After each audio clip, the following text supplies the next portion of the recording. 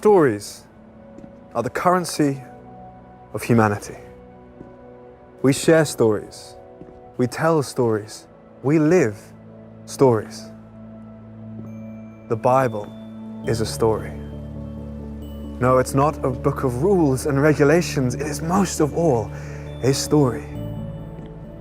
It's a tale of a young hero who goes to a faraway land to reclaim a lost treasure. It's a love story of a prince who leaves his kingdom, his throne, everything to rescue the one he loves. It is the most wonderful of stories. And the best part is, it is true. It was true at its time in history, it is true today, and it will be true forevermore. There are many stories in the Bible, but all of them are telling one, the story of how God loved his children and came to rescue them. It takes the whole Bible to tell this story, but at its heart, there is a baby. All of the stories whisper his name. He is like a puzzle piece, the puzzle piece that brings the rest together until you see a beautiful picture. This is no ordinary child, no. This is the child upon whom everything would depend. This is the child who would one day... No. Wait. Our story starts, as all good stories do, at the very beginning. In the beginning there was darkness, the earth empty and void, not a single creature or noise, but the Spirit hovered over the deep. God spoke out for you and me. Let there be light for all to see. He created human beings, a perfect garden and a tree. The tree was a choice. Don't eat its fruit, he said. You can eat the other fruit instead, but we chose our own way. We gave up the garden for sin. In sin we lived to satisfy the cravings our flesh desired. We wanted to dictate our own life, but our own way has flaws. Suffering, hatred, wars, selfishness, greed, no laws, gratification to fill our voids. History tells the story. Generation after generation, people looking for restoration, striving for reputation, but this wasn't God's intention. We see it today. Illness and brokenness, insecurity and pain, lives lived incomplete, souls lost and unfree. But God had a plan to save humanity. Right from the start, he had us in his heart. He planned for redemption to restore what was lost. Prophecies foretold of a Savior who paid the cost. Then in Bethlehem, in the form of innocence, the Savior of the world came to take our sins. He heals the brokenhearted. He sets the captives free. He died for our sins, took our burdens on the tree. Science can't disprove him. Religion is meaningless without him. Our identity is only in him. Our lives are dead without him. His name is Jesus Christ, the King of Kings, our guide and our light. He is the Messiah, our friend and our deliverer, the answer to every problem, our comforter, our Savior, wonderful counselor, everlasting Father, Prince of Peace, mighty God. He isn't a distant God. He isn't a made-up tale. He is seeking our hearts. He wants to be in our lives. He is Emmanuel, God with us, the living God, born to rescue us. His name is Jesus.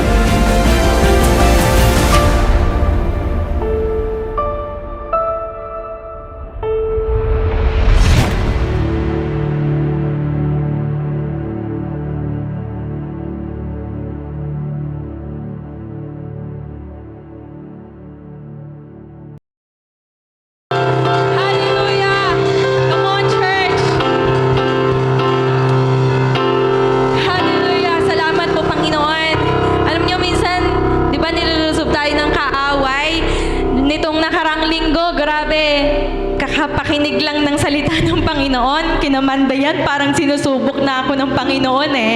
Yung kung may natutunan ba ako sa teaching ng ating pastor. Pero glory to God! Glory to God! Hindi na mayapa, hindi na nagtagumpay ang kalaban. Amen? Sabi nga po dito, di ba may pagkakataon na parang nahihirapan tayong magpuri sa Panginoon, nahihirapan tayong lumapit sa Kanya. Pero ang Panginoon, tapat siya. He is faithful. At ang pagsamba natin sa Panginoon ay very powerful. Amen? Ang praise po is a spiritual weapon against the enemy. Yung feeling na parang mag-isa tayo, yung feeling na parang hindi natin mataas yung kamay natin sa Panginoon, lumapit lang tayo sa Kanya in every situation. Di ba? Let's worship Him kahit saan man tayo mapunta, kahit ano man yung kalagayan na meron tayo. Amen? Kagaya na nangyari kay Jehoshaphat. Di ba? Nag-praise sila. Tapos yung kalaban, sila yung nagkagulo. Di ba? Kasi ang Panginoon kasama natin palagi. He is faithful. Amen? Hallelujah! Kaya naman ngayong umaga na to, come on church, let's praise Him, let's worship Him. Ibigay natin lahat because He's faithful. Amen? He is sovereign. He's reign. He rose and defeated the grave. He is our Messiah. He's our Savior. Our Comforter. Di ba? Sinabi kanina. Hallelujah! Come on church! Hallelujah! Woo!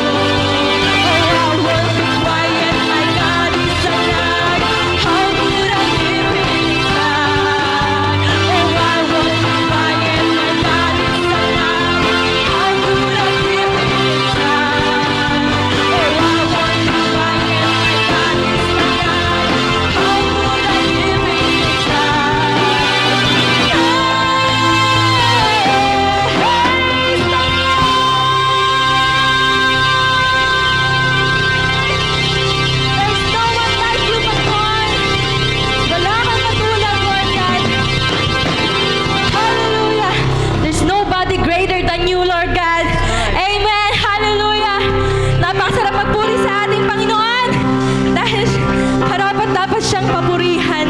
Karapat-dapat siyang pagalayan ng mataas na papuri. He deserved the highest glory. Amen. Magpatuloy po tayo sa ating Panginoon. Magpatuloy tayo sa Kanyang presensya. Itaas natin ang Kanyang pangalan. Yes. Hallelujah. Yes, Lord.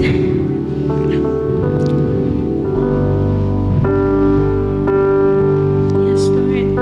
We worship you, Panginoon.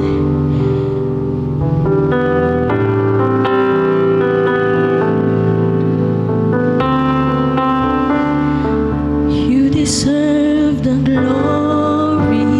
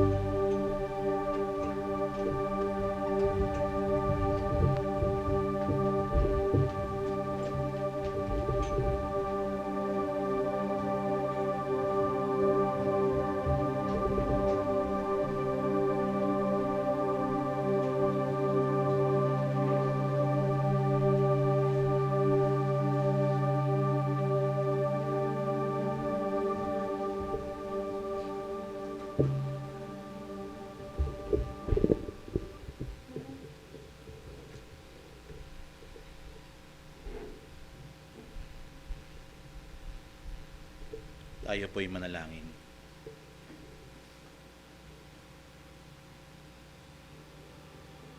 You deserve the highest praise, Jesus. Karapat dapat kang tumanggap ng buong pagpaparangal. Salamat po sa iyong kabutihan. Salamat po sa iyong kabanalang inimpart niyo po sa amin upang masaysay namin ang mabubuting bagay na iyong ginawa, upang sambahin ka namin sa iyong kagandahan. Salamat po, Ama, nang dahil kay Jesucristo namin Panginoon, naging ganap ang pagsamba ng bawat isa.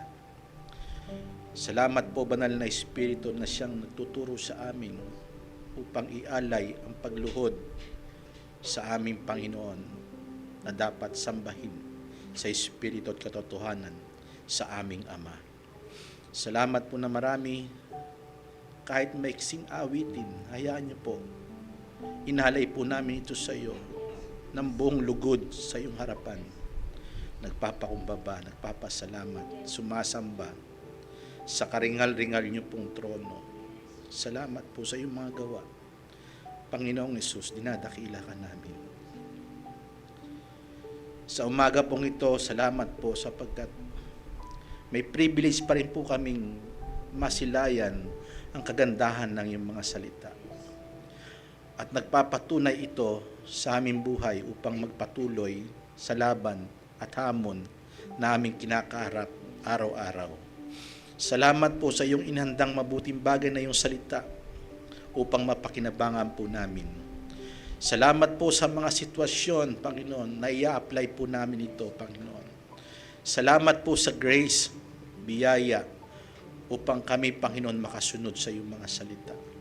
Salamat po na marami sa mga kapatid po namin narito. At hindi man narito, Panginoon, na mga kapatid namin na sa tahanan. May karamdaman man, Panginoon, may kapighatian man, pagsubok, patuloy niyo po silang lingapin ng iyong salitang nagbibigay ng kalakasan at comfort, Panginoon, sa buhay ng bawat isa. Salamat po na patuloy niyo po kaming pinagagaling sa aming mga sakit, Panginoon, sapagkat ang dakong ito, Panginoon, na aming buhay na dinadala ay may sakit. Kaya lagi namin kailangan ang iyong mga salita, sapagkat ito ang remedy, Panginoon, para mabago ang aming mga kaisipan.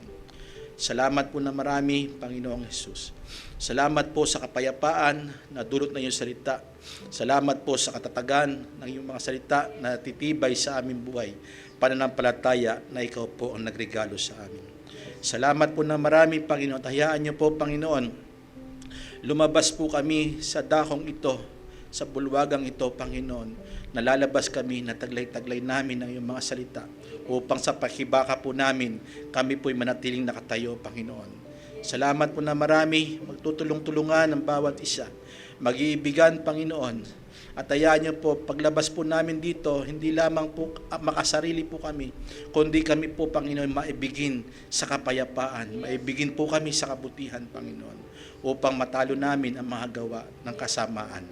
Salamat po na marami. Hayaan niyo po na maibalik namin sa iyo ang buong papuri, lakas, pasasalamat, kaisipan ay para sa iyo lamang. Itinutuon po namin ito sa iyo, Panginoon. Panginoong Hesus, tanggapin niyo po ito. Pinasamo po namin, tanggapin niyo po ang aming mga gagawin. Pinupuri ka na po namin, di pa man namin napapainggan. Alam po namin, ang pagkaing inihanda niyo po ay pagkaing espiritual upang makalabang kami. Salamat po sa iyong karangalan magpasawalang hanggan. Sa ngalan po ni Jesus na ay Panginoon lamang na tagapagligtas. Amen and amen.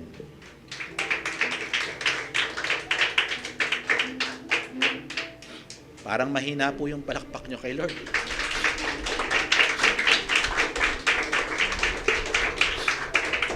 Sige po, makaupo na po tayo.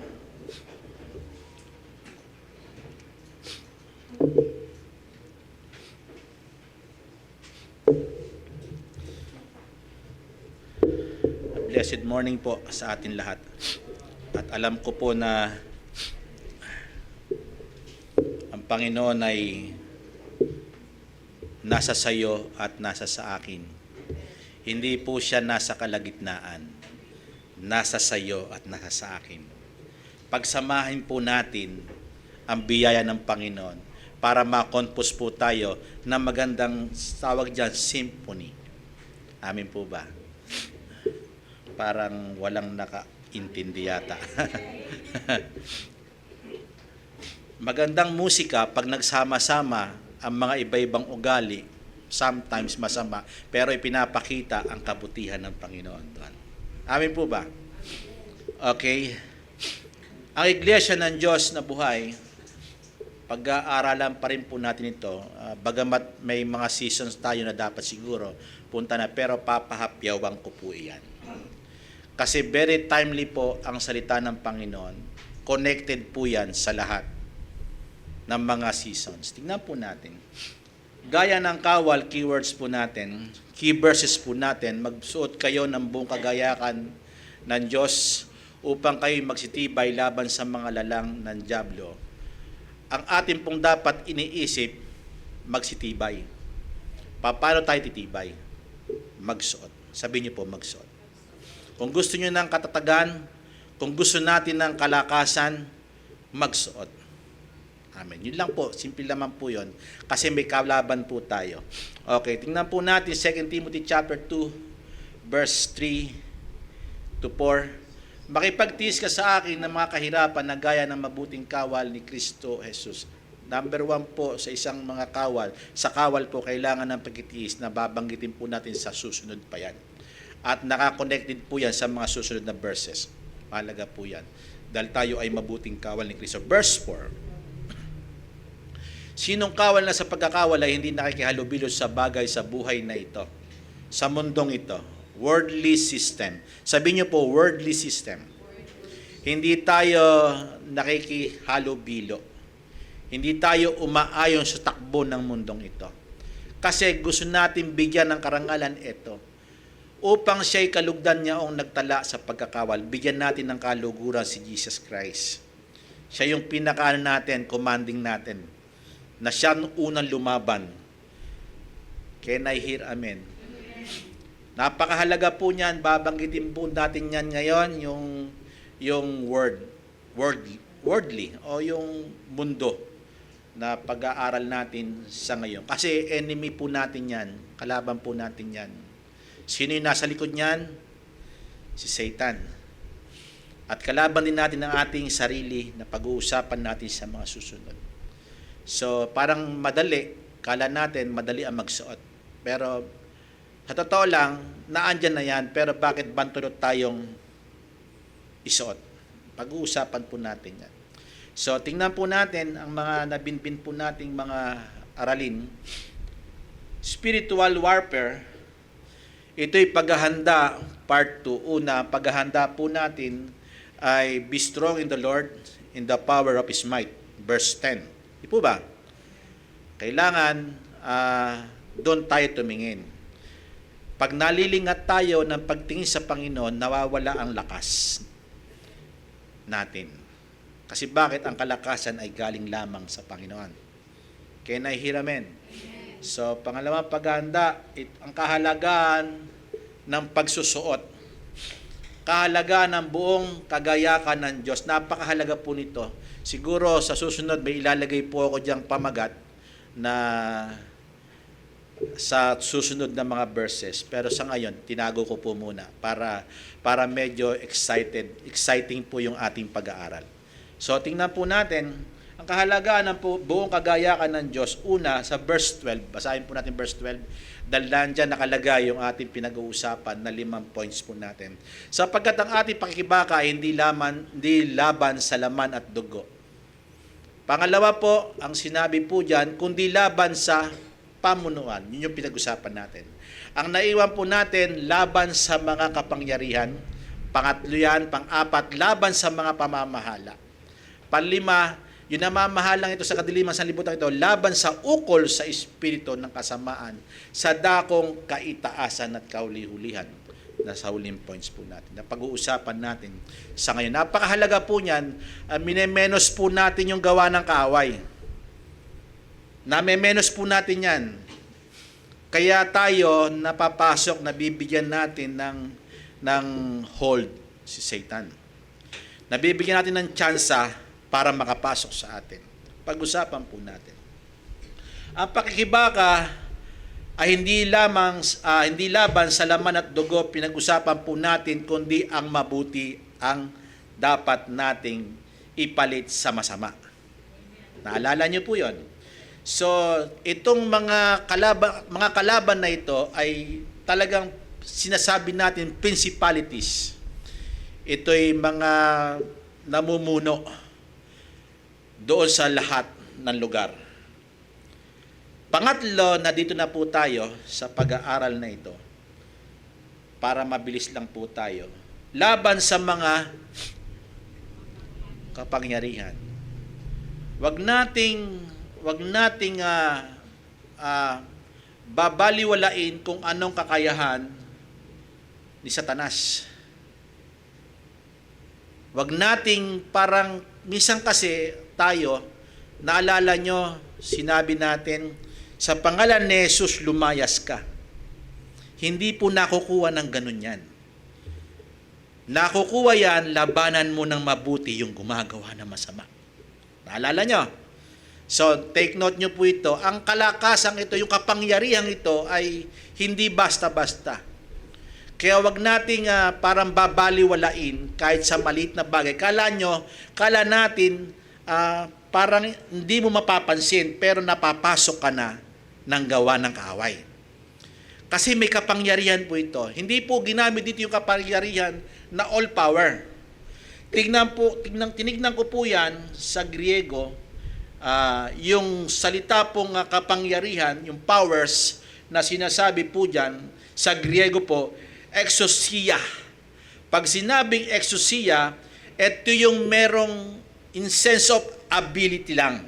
Ability. Meron siyang kakayahan. Kasi pag napasok ka na, makinig kayo mabuti, pag nabigyan nyo ng chance, pag nabigyan ng Kristiyano, bagamat kawal yan, pag nabigyan ng chance ang kaaway, may abilidad diyang gawin yung kanyang tungkulin para ikay magpatuloy doon. Para yung sistema mo, yun na yon. Kung ano yung nangyari na at pasok ka na, doon niya palalakihin yon hanggang sa makubkob ang buong kabuuan ng iyong pagkatao. Maging aware po tayo. Minsan sa isip, nadadaya tayo. Totoo po, hindi. Totoo po yun. Kasi pag tumingin ka sa mga bagay sa mundo, madadaya tayo. Pero ang problema, narito tayo sa mundo, kaya posible na makatingin tayo sa takbo ng mundo. Possible po talaga, hindi tayo makakalis dito. Kaya nga ang prayer ni Jesus Christ, Ama, dinadalahin ko sila sa iyo, kung saan ako naroon ay dumuon din sila, hanggat sila'y narito pa sa lupa at ako'y nasa sa iyo. Diba? Kasi sila ay hindi sa sanlibutan, pero sila ay nasa sanlibutan. Gayon din naman tayo. Nasa sanlibutan pa tayo, kaya nga prone pa rin tayo magkamali. Mapasok ng kaaway sa pamamagitan ng pandaraya.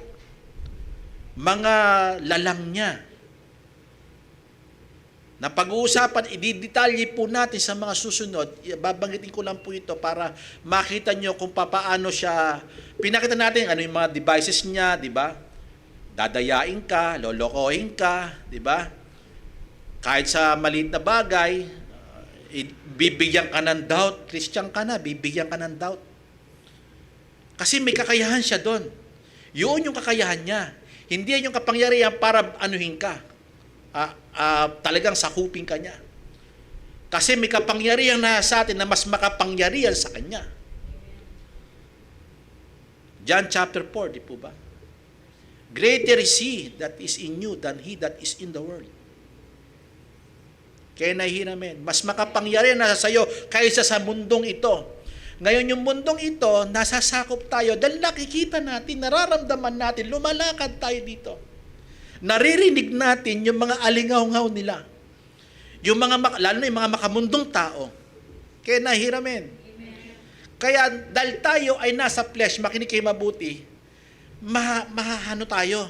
Pwedeng magising yung mga makalaman natin. Hello? Magising yung kaisipan natin na may kayabangan.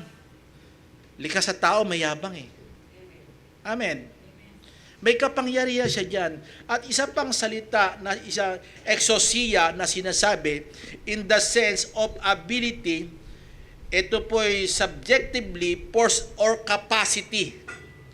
Ito'y may kapasidad, ibig sabihin may kakayahan, may kapasidad po ito na magpapakita ng pagkabihasa, mastery. Sabihin niyo po, mastery. Kasi master niya na siya doon sa panluloko eh. Lalo niya pang pagaganahin yung kagaling-galingan niya doon sa pandaraya. Dahil doon lamang talaga siya magaling. Si devil and Satan or adversary. So itong kakayahan na ito na meron siya, pag napasok ka, ang hirap ng kumawala kung hindi ka sensitibo. Kung lalo na pag napapabayaan mo yung intimate relationship mo sa Panginoon, naaalis na yung pagbabasa mo ng Bible, lalo kang kakainin ng sistema kung saan siya nagsimula. Kasi dadayain ka ng dadayain talaga. Lulukuhin talaga ng diablo yung mga kahit Kristiyano. Kasi yung sa kanya, daya na yun, niloloko niya pa eh, di ba? Eh tayo ang mahigpit niyang kalaban. Kasi anak tayo ng liwanag eh. Ayaw niya tayo na lumiwanag ng gusto. Kaya nahiramin. Gusto niya patayin yung sinag at ipagsabi-sabi sa mga tao na ikaw ay masama. Kaya panghihinaan mo ng loob. Kaya doon siya magaling eh. Yung pahihinain ka ng loob, yun ang gusto niya, pabagsakin ka bilang isang Kristiyano. Bilang isang kawal, gusto niya humina yung kasakasama mong mga hukbo na kasakasama mong mga Kristiyano. Kasi parang nangyayari, di ba, nagkamali, ultimo yung Kristiyano na. Sinisisi ka na, kahit Kristiyano kapatid mo. Pero sila nagkakaisa, yung mga principalities ng mundong ito, ng sanlibutang ito. Nagkakaisa po yan sa pamumuno. Pero mga Kristiyano, nagkaroon lang, hindi ginamit ang love. Yun ang gusto niya. Kaya nga sabi na nakaraan, di ba, binanggit natin, hindi kami madadaya sa mga lalang ni Satanas. Yung pinatawad nyo, pinatawad ko rin. Sabi ni Apostle Paul sa mga Korinto. Amen po ba? So mahalaga po yun, yung salitang makapangyarihan o kapangyarihan sa mga kapangyarihan. Sila ay makapangyarihan kung hindi sila nagtagumpay sa isa doon, sa namumuno doon. Pagpunta ng isa, merong kakutsaba yan. Sabi niya po, kutsaba. Alam niyo naman po siguro yung salitang kakutsaba, di ba? Kung pag-asa may nagpaplano sa'yo, marami sila. Yung principalities ito, malawak po ito sa buong mundo. Kahit saan ka pumunta, connected po yan. Hello? Pag sumabla yung namumuno rito sa San Jose, pagpunta mo ng Burgos, doon ka na mabibitag. Hello? Kasi doon ka na papunta eh. Halimbawa, nakaiwas ka, kaya kailangan po dito yung matalas o sensitibong kaisipan sa salita ng Panginoon. Mahalaga po ito. Ito'y isang salita na may kapangyarihan,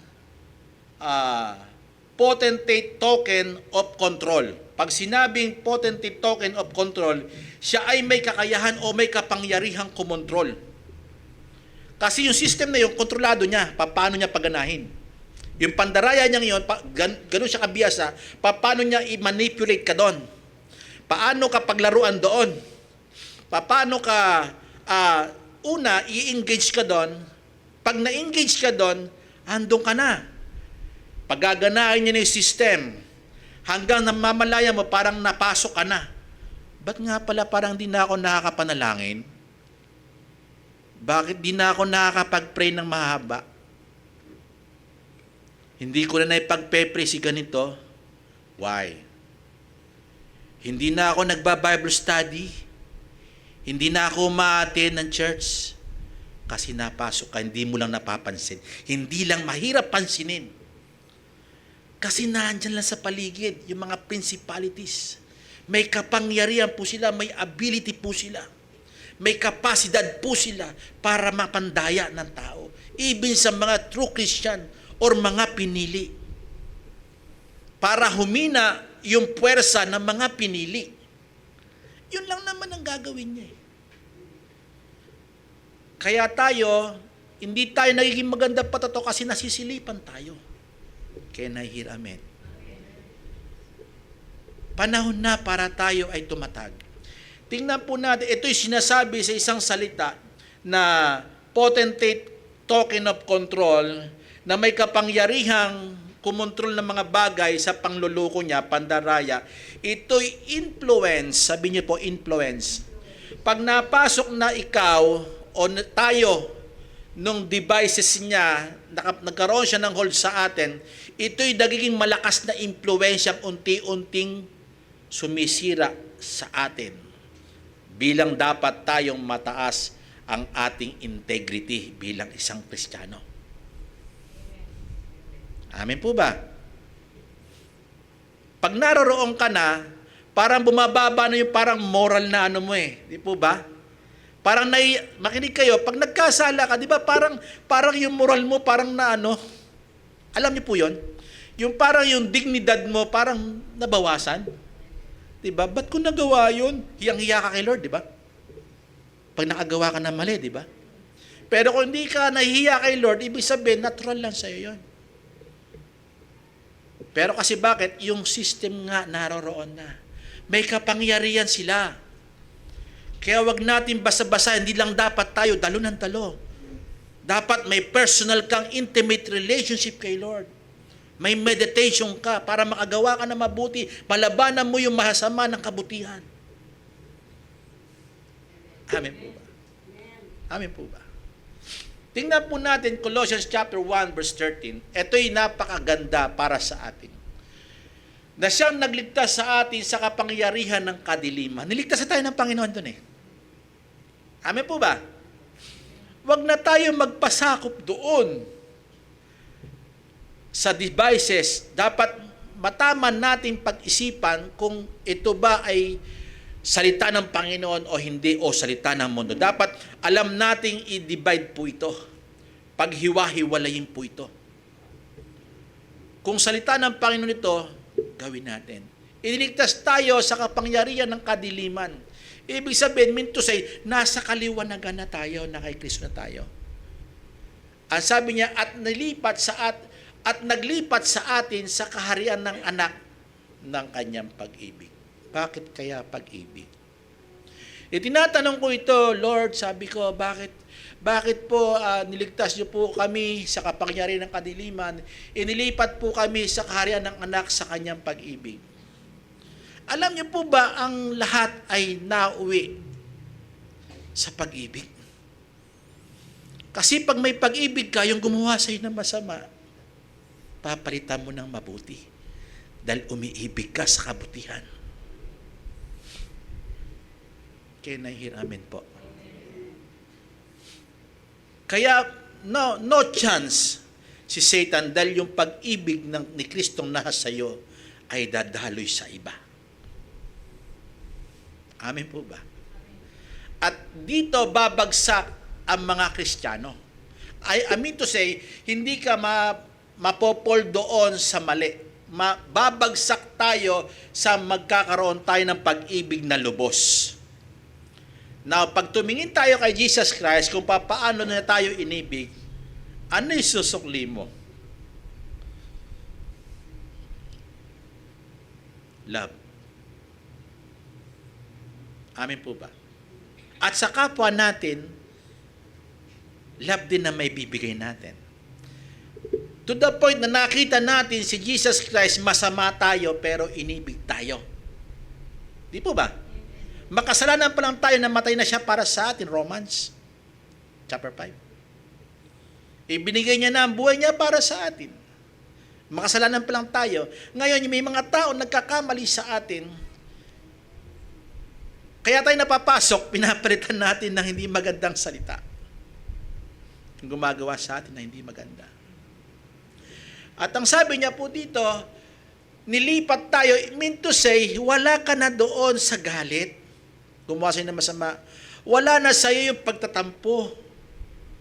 Wala na sa iyo yung pagseselos.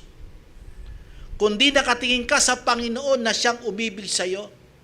At ang i-apply mo ay pag-ibig dahil ito ang nag-motivate sa atin bilang isang totoong Kristiyano. Para isukli sa gumagawa ng pangit sa atin. At nagiging daan ka din doon, kahit may pamilya kayo, wala man sa iyo, may pamilya nangyayari sa inyo, ikaw nagiging daan para maghari ang pag-ibig doon. Amen po ba?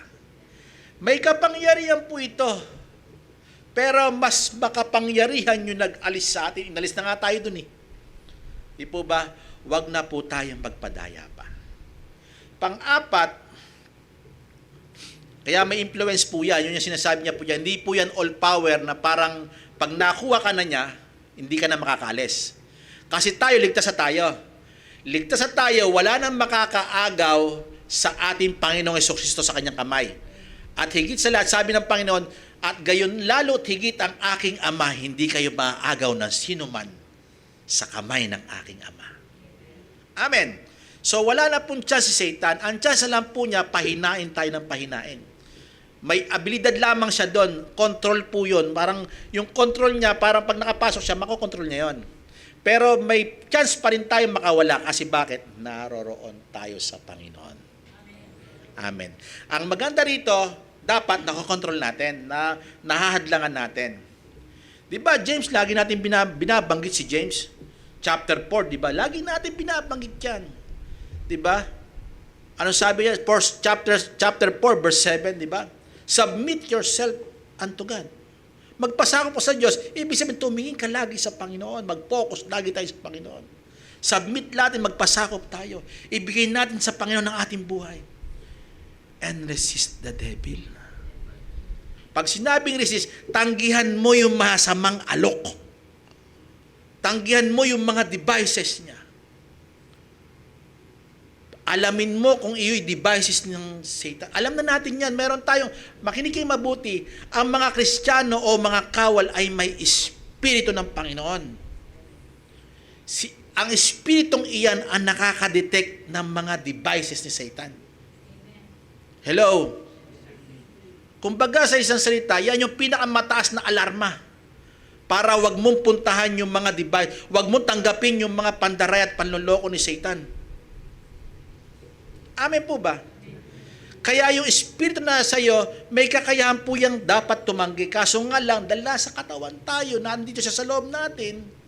Ang problema, nahahali na tayo sa mundong ito. Tumataas yung ating ere. Hindi, dapat ako mas makisig. Hindi, dapat ako makapangyarihan. Hindi, dapat ako mas mataas ang aral. Hindi uso sa mga Kristiyano yun. Ang uso dapat sa Kristiyano pinapamalagi sa buhay, magpakumbaba sa harapan ng Panginoon para makapaglingkod sa kataas-taasan sa kapwa sa pamamagitan ng dulot ng pag-ibig. Can I hear amen? Pang-apat, ang kalaban natin, hindi pakikibaka ito, sa laman at dugo. Laban ito sa mga pamunuan, principalities, laban sa kapangyarihan. Pangatlo. Pang-apat, laban sa mga namamahala sa kadiliman sa mundo, sa sanlibutan ito. Iyan ang kalaban, yung namamahala sa kadiliman. Chapter 5, tayo ay nasa liwanag na. Inilipat na tayo ng Panginoon. Di po ba? Gumising ka, natutulog. Inilipat ka na ng Panginoon. Ang kailangan tumindig, mean to say, tayuan natin kung anong meron tayo. Ang sinasabi ng ilan, authority. Alam niyo po ba ang authority natin kung ano? Authority natin na gamitin ang pinagagamit ng Panginoon sa atin. Ito yung higher authority. Paano mo mapapalayas si Satan? and resist the devil and he will flee from you. Para tumakas siya, ito ginagamit. Salita ng Panginoon na angkop sa bawat sitwasyon ng inyong buhay. Sige po, palakpakan niyo si Lord. Pag hindi nagamit po yung sandatang ito, hindi po tayo mananalo. Hindi tayo tatayo. Meron nga tayo espiritu, pero lagi naman tayo may tama. Tatayo nga siya, pero lugmok na parang lupaypay. Di po ba? Hindi yun ang nilayo ng Panginoon sa atin. Kaya una pa lamang gusto niya tumingin na tayo sa Kanya. Finally, brethren, be strong in the Lord, in the power of His might. Inuna niya yung verse 10 sa pangalawa na po tayong cluster. At sinasabi po dito, laban sa mga namamahala sa kadiliman, sa kadilimang ito sa sanlibutan. Pag sinabing namamahala, sa English po niyan, rulers. Sabi niyo po, rulers. Pag sinabing rulers, ito po yung ginamit sa Griego na kosmokratore. Ang ibig sabihin, ito yung nagpapakita ng pagbansag sa kanila. Epithet. Bansag o world ruler. Sa buong mundo, namamahala ang Satanas. Meron po siyang nilagay na mga general dyan. Yung mga nadaya niya, yung mga aliporis niya, na ibinuhulog sa lupa, nangalat po sila. Pero may namumuno po sa kanila si Satan or devil. Yung pinaka-higher na rank nila. Pero yung mga ranggo ng mga general, ng mga espiritu ng kadiliman ay nasa paligid-ligid lang. Hindi basta-basta. Kaya dapat aware po tayo. Amen po ba? At sinasabi niya po dito, itong salitang ito, nagre-refer po ito doon sa kabansagan na Satan. Pag sinabing Satan, adversary, kalaban. Kalaban ng kaliwanagan, kasi kadiliman kalaban lagi yan ng kaliwanagan. Tayo po yon. Na alam niyo po ba yung isang salita na, ewan ko po kung alam niyo po ito may gumagamit pa nito pag nagkakaproblema Yung sinasabi na, me against the world. Di ba? Di po ba? Nagka-problema na, kalaban na daw niya yung mundo. Di po ba? O me against the world, kasi lugmok na parang natabunan na siya ng ng mundo. Nahilamukos na. Pero alam niyo po ba, magandang gamitin po dito. Totoo po ito sa mga Kristiyano dapat. Me against the world. Dapat laban tayo sa takbo ng mundong ito. Amen. Pero kasi ginagamit ito sa isang salita na ginagamit ng makamundo. Iniwanan ng boyfriend me against the world na. Kasi tutol daw yung pamilya, tutol daw yung kapatid, pati barkada, tutol, me against the world. Pero magandang gamitin ito sa mga Kristiyano, mga kawal, hindi ako makamundo. Amen. Against ako sa Kanya. Kasi siya mismo ay against sa akin. Kaya nahihiramen. Kasi ayun nga talaga sinabi ng Panginoon, sila hindi sa sanlibutan. Hindi sila makasanlibutan, bagamat sila ay nasa sanlibutan. Amen. Kasi pinili ko sila, hindi sila doon para maglingkod sa sanlibutan, kundi lingkod sila ng kaliwanagan. Amen po ba? Namamahala, mean to say, si Satan po yan, siya yung namamahala. Sa mga, may mga principalities na andito po yan, nagre-report po yan kay Satan. Opo, totoo po yan. Yung mga tactics nila para mahulog ka, lalong pinalalakas kasi may kapangyarihan yan May abilidad po yan Nagre-report din po yan. Kala natin hindi. Nagre-report po yan. Tingnan po natin yung nangyari kay Jesus Christ. Luke chapter 22 verse 53. Ito, makinig kayo po. Pwede po natin ito i-relate sa sinabi ko pong ngayon na magto-25. Makinig kayo mabuti. Ang sabi po nito, nung ako'y kasama nyo sa templo araw-araw, hindi nyo iniunat ang inyong mga kamay laban sa akin. Yung mga gusto magpapako sa kanya noon, panahon ni Jesus Christ, marami ng beses na tinangka na hulihin si Jesus Christ. Lagi lang nakakalusot. Lagi nakakataka si Jesus Christ. Si Jesus Christ parang tulisan. Ang nangyayari, nangangaral siya doon, nagpapakain siya doon, maya-maya dumarating yung mga tao na parang nagseselos. Galit na galit kasi sila mga panatiko eh. Magulat, matakot po kayo sa mga taong panatiko. Kahit mali, naandun siya. Kasi panatiko eh. Dapat, ang pagiging anong natin sa Panginoon. Amen. Ang sabi niya dito, datapwat ito'y ang inyong oras. Sabi niyo po inyong oras, iyong oras. At ang kapangyarihan ng kadiliman. See? Panahon ni Jesus Christ, alam niya na meron ng sistema sa mundo na para mangyari ng paghuli sa kanya. Nakakatakas lang siya. Pero bakit ginamit po dyan yung isang salitang oras? Alam niyo po ba sa panahon ito, marami naghihintay sa 25. Hello? Marami oras niya po yan. Makinig kayo mabuti, every season may ginagawa si Satan na pandaraya.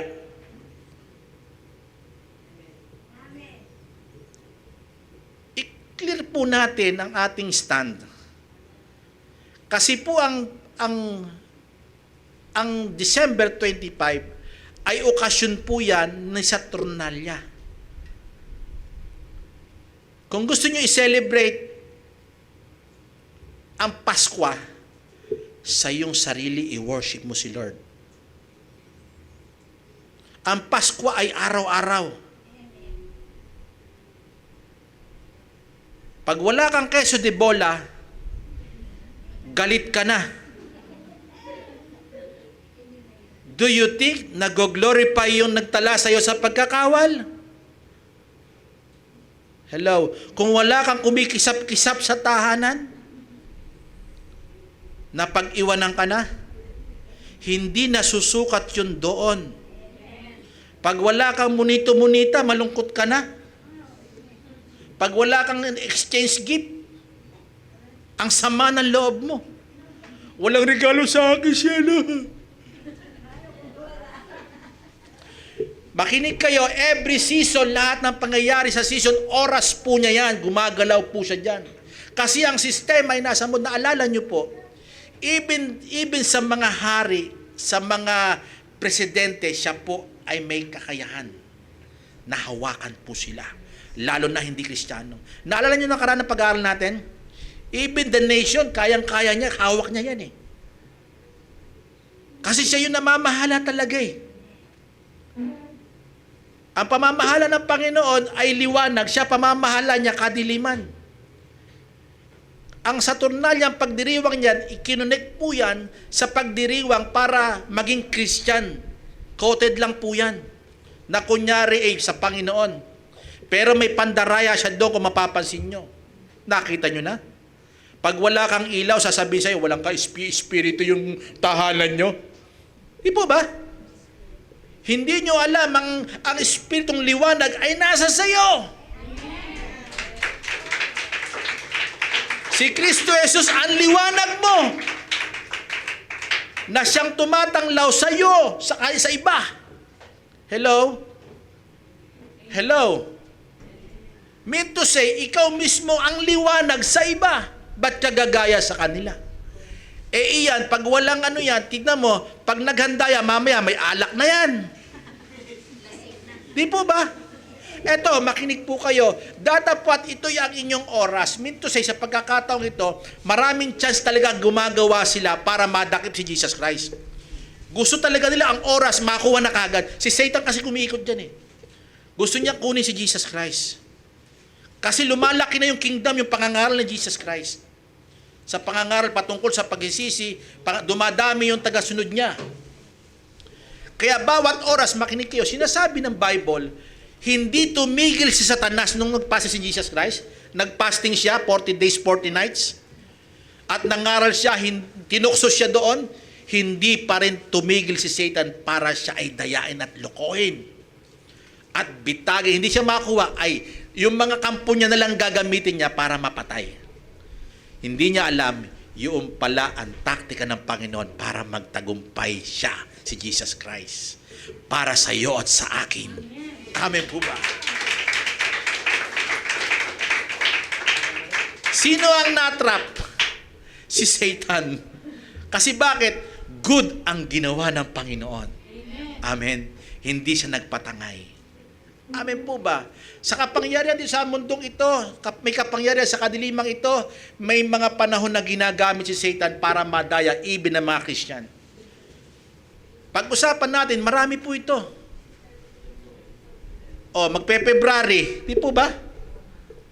Ang daming dalaga na bubuntis. Ang daming binata nakabubuntis. Di po ba? Lahat ng seasons ng pagdiriwang ng mundong ito, puro sa diablo po yan. Ba't tayo nakikiayan doon? Naalala nyo, di ba, sinabi ko sa inyo,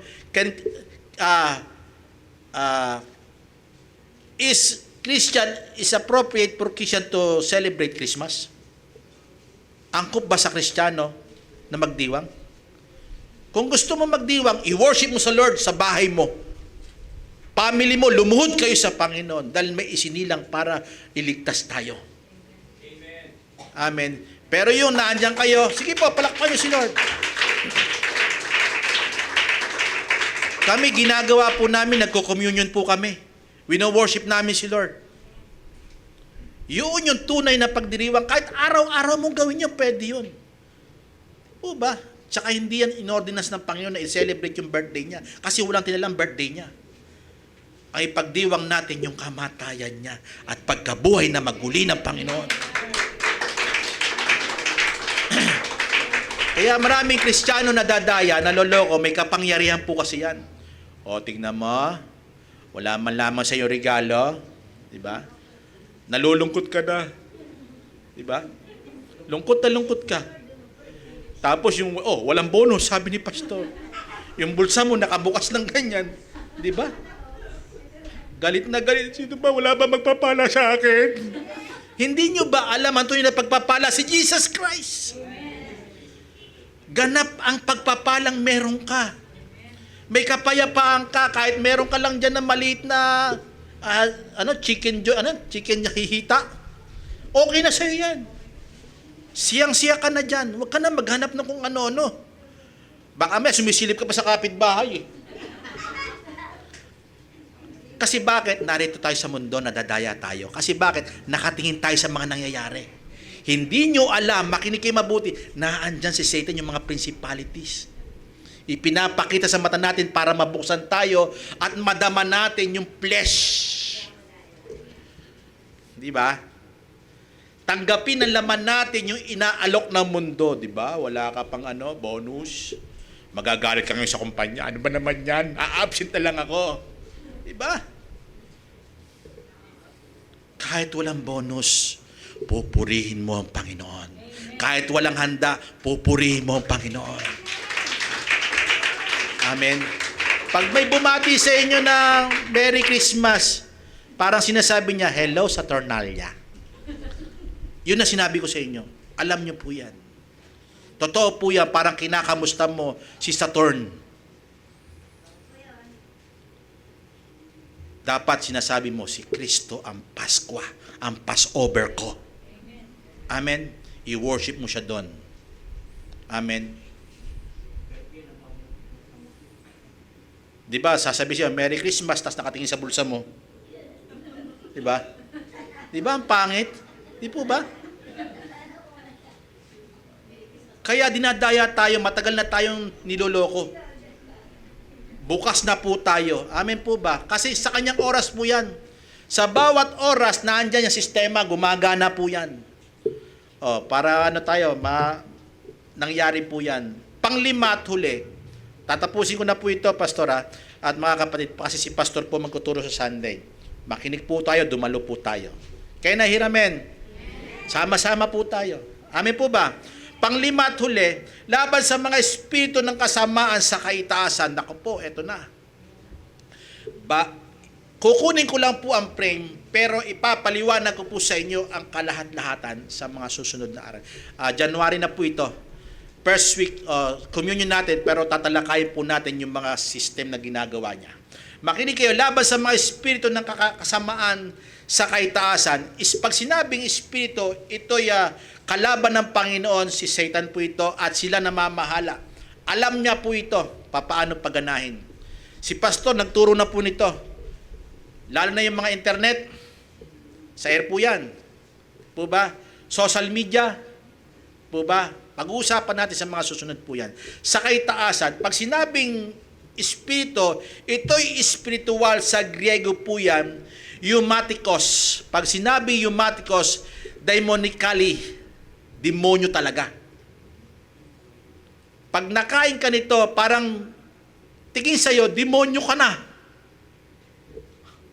Kasi bakit? Ginagawa mo yung demon eh. Yung gusto ng demonyo. Makinig kayo bilang isang example para maintindihan nyo. Dati, ang nakulong, dahil walang Kristo, nakulong. Ang kasalanan niya ay pumatay. Nakapatay siya ng isa. Nakalaya. Ilang araw, nakapatay siya, dalawa na. Nakulong na naman. May kaya eh. Nakalabas na naman. Paglabas niya, nahuli naman siya, nakapatay na ng 5. Ano tingin nyo? Pasama na pasama, di ba? Di ba? Di ba? Alam niyo po ba ang ginagawa ni Satan? Makinig kayo mabuti. Ibig sa mga Kristiyano, gusto niya maging pasama ka ng pasama, ng pasama, ng pasama. Kasi nga, demonically po ito. Yung ibig sabihin na spiritual na kasamaan na sinasabi sa Griego. Parang matulad sa kanya na pasama ng pasama. Palubha ng palubha ang pagkakamali mo. Even Christian ka na. Hindi, okay lang yan. Parang sasabi sa'yo, shot pa. Diba? Isang ano pa, last for the road. Yung road, di mo na makita kasi last na eh. Diba? Makinig kayo mabuti, mahalaga po ito, pasama ng pasama. Pag sinabing demonically, ito yung may kasamaan na nang pumasok, na ano ka na, nakubkub ka na, at lalo pa itong i-improve kasi meron nga siya kakayahan dun eh. May improve pa yun doon kasi pag ginawa mo na, parang palala na palala. Napapansin mo, parang sumusobra na yata. Diba? Noong una, tumikim ka lang. Pangalawa, lalasapin mo na. Pangatlo, maglulungo ka na doon sa mga pagkakamaling yan. Napansin nyo? Kasi espiritu po yan na mamahala sa himpapawid. Alam niya paano i-manipulate yung mga tao. Even ang mga Kristiyan, gustong-gusto niya talagang maloko. Amen po ba? Mahalaga po yan. Pag sinabi ring, kapatid, okay lang po ba? Tingnan po natin yung verse natin, verse 12. Laban sa mga espiritu ng kasamaan sa kaitaasan. Pag sinabing kasamaan, ito po'y tumutukoy, yan, sinasabi, laban sa mga ukol sa espiritu. Under po niya, ang espiritu may kasamaan. Pag sinabing kasamaan, wickedness sa English. Sa Griego, wickedness. Pag sinabing wickedness, punaria, ibig sabihin yung depravity. Depraved po yan, mahina po yan, mahalay po yan. Kasama lalong humahalay ng humahalay, pumapangit, sumasagwa na sumasagwa, na gusto na ni Satan maging normalized na sa'yo at sa tao. Manormal na ba? Kasi naranasan mo na eh. Gusto ni Satan yung system na yon maging normal na sa buhay mo, sa buhay ng tao. Kaya hindi niya na mapigilan, laging naroroon. Hello? Kung mahilig ka sa disco, noong una nag-disco ka, masaya pala. Christian ka na. Diba? Parang ulit pa ulit tayo doon. Eto na, may mga ano na dyan. Papasukin niya, even drugs. Amen. Kasi nasilo ka na eh. May iaalok pa yan, padagdag ng padagdag yan, pasama ng pasama yan. Kaya mahirap magpasukol. Kaya magsuot po tayo. Ito po isang salita na wickedness na ang ibig sabihin ay malis o mahalay o may mali siyang kasamaan na paghahangad. Talagang may mga may mga stalker nga na tao, di ba? Dadayaanuin ka, di ba? Minsan magpapakita na sa'yo na hindi maganda, di ba? Meron ng mga pangit na mga picture, di po ba? Pag napasok ka na niyan, ang hirap ng labasan niyan. Mabibisit mo yan. Kasi nasa sayo na. Nabiktima rin po ako dyan eh. Totoo lang po. Kaya huwag tayo magpapasok. Iyan nyo na. Gamitan nyo na ng Panginoon, ang salita ng Panginoon. Pag natutukso ka, huwag mo nang puntahan. Kasi i-offer sa'yo yan eh. Hello? Walang may lalabas sa cellphone mo, may lalabas po dyan. Hindi mo sinasadya, hindi mo pinupuntahan.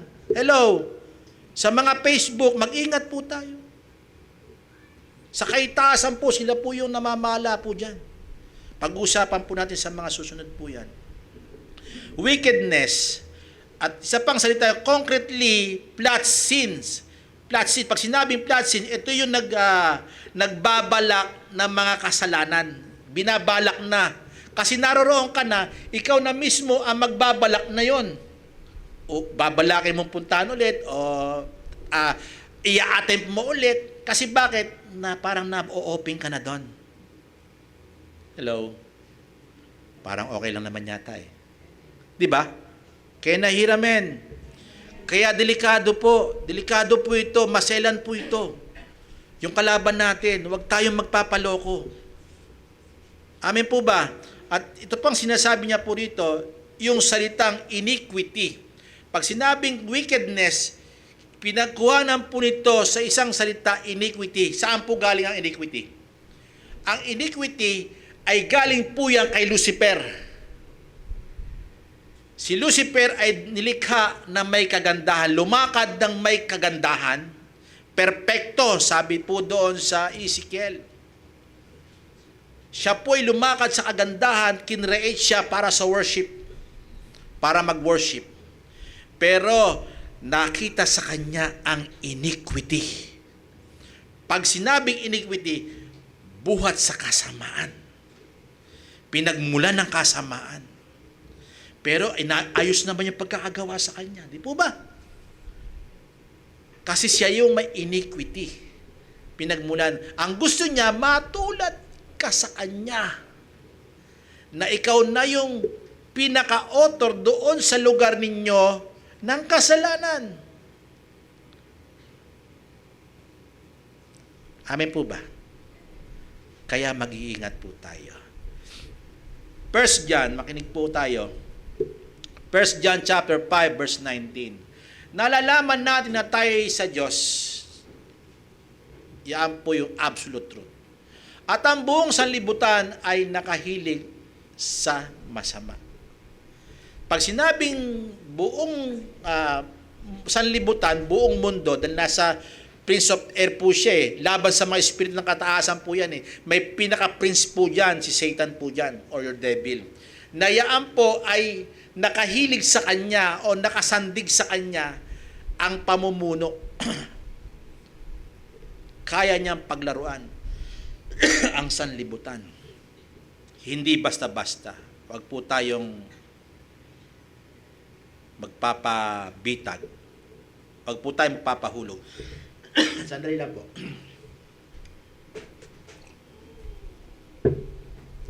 Huwag po tayo magpapabitag kasi po nasa kanya po yan. Kaya alam na natin kung ano sistema niyan. Mga pandaraya niyan. Pag sinabing high places, ito po yung salitang ipuraneos. Ito po yung salitang mga nilalang. Nilalang na mga bagay. Minsan makikita kayo, di ba, parang yung celestial na sinasabi na ET. Di po ba? Akala natin ET yun. Yung may nakikita sila. Yan po yung mga demonic sa sangkalangitan. Maaaring may mga vision. Kasi may mga pinakitaan talaga ng mga tao na vision. Po, pwedeng yung mga tao ito nakakita at nakadiscover na may mga nilalang ng mga 80, pero yan mga demonic po yan. Sila na lang nag-create sa isip nila na ganoon. Pero totoo lang yan, nasa himpapawid po talaga sila. Po pwede may mga vision na binuksan ng mata para makitang meron talaga nilalang na ganyan. Hindi po 80 yan. Yan po yung mga naghahari po, mga principalities po, na mamahala po yan. Sa sanlibutan kasi sa kanila nakahilig ang buong sanlibutan. Pati lahat ng kayamanan, kaya nila i-operang ka. Hello? Para yung pagiging Kristiyano mo, maging mababa. Amen. Tingnan mo si Judas, saan siya naging pera. Di po ba? Hello? Siya na ngayon pinagmumulan ng pandurukot. Para mabenta sa kanya, meron siyang pera. Now, at pagkatapos po,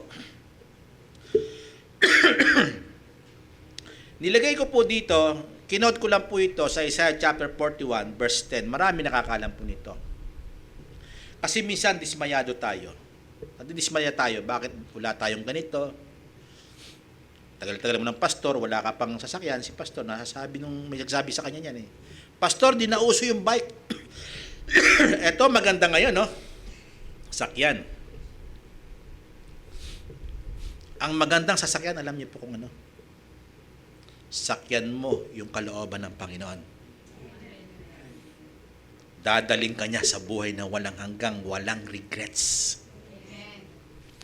Na wala kang kahit mamatay tayo. Halimbawa, dumating man yung punto na nakahiga ka na, hindi ka na parang payapang-payapa ka na. Bakit? Wala kang pinagsisiyan dahil mabuti lahat ang ginawa mo. Amen. Basahin ko po, fear thou not, for I am with thee. Be not be dismayed, for I am thy God. I will strengthen thee. I will help thee.